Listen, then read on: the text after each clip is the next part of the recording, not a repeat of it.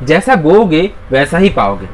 ये जो कहावत है ना, आज की इस कहानी में आपको पूरा का पूरा इस्तेमाल देखने को मिलेगा। Hey guys, I am Pritam and you are watching Pritam son official. Guys, आज का जो ये कहानी है ना, ये बहुत ही ज़्यादा मोटिवेटेड है, इंस्पायरिंग है और आपको बहुत ही ज़्यादा नॉलेज भी देगी रियल लाइफ के बारे में। तो मेरा आपसे रिक्वेस्ट रहेगा कि इस कहानी को, इस स्टोरी को पूरा ये एंड तक ज़रूर देखिए। तो चलिए स्टार्ट करते हैं। एक बार की बात है, एक राजा का 3 मंत्री था। वो राजा हमेशा सोचता था कि इन तीनों में बेस्ट कौन है, इन तीनों में से सबसे अच्छा मेरा ख्याल कौन रखता है। तो एक दिन उस राजा ने यह तय किया कि उस तीनों मंत्रियों का वो एक टेस्ट लेगा। इसीलिए सुबह सुबह राजा उन तीनों मंत्रियों को एक साथ बुलाते और बुलाने के बाद वो बोलते हैं कि तुम लोग मुझसे कितना ज़्यादा प्यार करते हैं। तो वो मंत्रियाँ बोलते हैं कि महाराज, आप तो हमारे अन्नदाता है, आप तो हमारे विधाता हैं, हम तो आपसे बहुत ज़्यादा मोहब्बत करते हैं कि इतनी आप सोच भी नहीं सकते।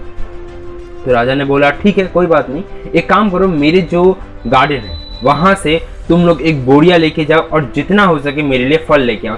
जितना ज़्यादा फल होगा उतना ही मैं सोचूंगा कि तुम लोग मुझसे ज़्यादा प्यार करते हो। तो वो सारे तीनों चले गए और तीनों के तीनों ही जाके बहुत सारे ढेर सारे फल इकट्ठे करने की कोशिश करने लगे। तो एक मंत्री चुन चुन के अच्छे अच्छे फल राजा के लिए एक बोरी में समेटने लगा। बहुत फल होने के बाद वो राजा के पास गया। दूसरा मंत्री ने क्या किया, उसने सोचा कि राजा महाराजा जी तो पता नहीं इतने सारे फल टेस्ट करेंगे या नहीं, एक काम करता हूँ, नीचे में कुछ खराब फल दे देता हूँ और ऊपर अच्छे अच्छे कुछ फल। महाराज तो देखेंगे कि किसकी बोरी कितनी ज़्यादा है। तो उन्होंने ऐसा ही किया, नीचे कुछ मतलब करीब करीब 80% फल उन्होंने कुछ खराब या फिर पड़े हुए सड़े हुए फल उन्होंने भर दिया और अच्छे अच्छे फल जो बहुत ही कम मिलते हैं उस गार्डन में, उसको उन्होंने करीब करीब 20% उस बोरी में रखा। और तीसरे मंत्री ने क्या किया, उसने सोचा कि महाराज ने तो कहा है कि जो जितना अच्छा जितना बड़ा बोरी लाएगा उसकी स्कोर उतना ज़्यादा होगा, मतलब कि वो उतना ज़्यादा महाराज से प्यार करता है। तो उसने क्या किया कि सामने जितने पत्थर और जितने भी सड़े गले हुए फल थे उन सबको बोरी में डाल दिया और उस बोरी को महाराज के पास ले गए। अब जाहिर सी बात है, जो पहला मंत्री था उसका बोरी सबसे छोटा था और जो आखिरी का मंत्री है, जो तीसरा मंत्री है, उसका बोरी सबसे बड़ा था। अब महाराज ने क्या किया कि बोला, इन तीनों को ही जेल में डाल दो। पूरा कहानी सुनिए। उसने कहा, महाराज ने कहा कि इन तीनों को ही इनके बोरी के साथ जेल में डाल दो अलग अलग तरीके से और इन्हें 1 महीने का सजा दिया जाए। 1 महीने का इन्हें कुछ भी खाने पीने को नहीं दिया जाएगा, जो इनके साथ है वो वही इन्हें खा के जिंदा रहना होगा। अब 1 महीने बीत गए और उसके बाद महाराज ने एक करके सबको बुलाया और बाहर निकाला।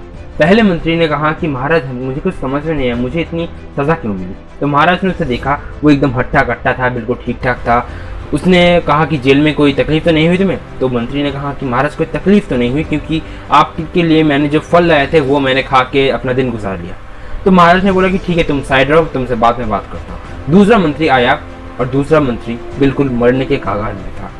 वो कुछ दिनों तक तो अपना अच्छा जो फल था, जो 20% उसने फल अच्छा चुना था, वो उस दिन कुछ दिनों तक खाया, लेकिन उसके बाद वो सड़े गले फल उसकी जान लेने में उतावला हो गए और वो अभी इतनी बुरी कंडीशन में है कि वो कभी भी मर सकता है। अब राजा जी उसे देख के थोड़े मुस्कुराए और बोला कि तीसरे मंत्री को लेके आओ।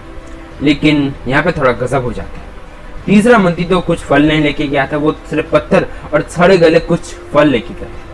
जब तीसरे मंत्री को लाया गया तब देखा गया कि उसके बॉडी के ज्यादातर हिस्से सड़ गए हैं, ज्यादातर हिस्से गल गए हैं। तो इससे राजा को पता चल जाता है कि कौन सा मंत्री उसे सबसे ज्यादा प्यार करता है। दोस्तों, हम अपने जिंदगी में जिसके लिए अपने मन में जिस तरह का बीज बोएंगे हमें उसी तरह का फल मिलेगा। अगर हम किसी के लिए आम का बीज बोते हैं तो हमें आम ही मिलेगा। अगर हम किसी के लिए अपने दिल में कांटे का बीज बोते तो हमें कांटा ही मिलेगा। इसमें कोई चौंकने वाली बात नहीं है। अब जो बोओगे आपको वही मिलेगा। इसीलिए एक बात हमेशा याद रखना, अगर तुम एक पेंसिल बन के किसी की खुशियां नहीं लिख सकते, अगर तुम एक पेंसिल बन के किसी की खुशियां नहीं लिख सकते, तो कोशिश ये जरूर करना कि एक अच्छा रबर बन के लोगों की गम को मिटा सको। अगर वीडियो थोड़ा भी अच्छा लगा तो लाइक करने के साथ साथ सब्सक्राइब भी कर देना। मिलते हैं नेक्स्ट वीडियो में, तब तक के लिए बाय।